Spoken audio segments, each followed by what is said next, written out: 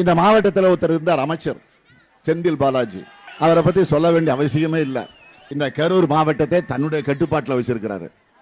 கட்டுப்பாடுனா கொள்ளையடிக்கிறதுல, ஊழல் செய்யறதுல, லஞ்சம் வாங்குறதுல, அந்த கட்டுப்பாட்டில் வச்சிருக்கிறாரு. இப்படி ஒன்றா இரண்டா எடுத்து சொல்ல அப்படின்னு பாட்டு இருக்கு.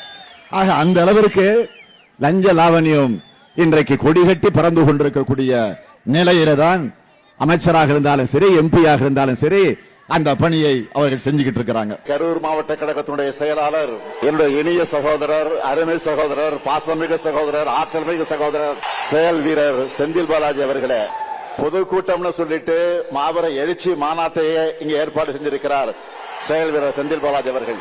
நாம கோடு போட சொன்னா ரோடு போடுவாரு. ரோடு போட்டு அந்த ரோடு மேலதான் நான் வாகனத்துல வந்தேன். மேற்கு மண்டலத்துல எதிரிகளுக்கெல்லாம் ஒரு சிம்ம சொப்பனமாக இருக்கக்கூடியவர் தான் நம்முடைய செந்தில் பாலாஜி அவர்கள்.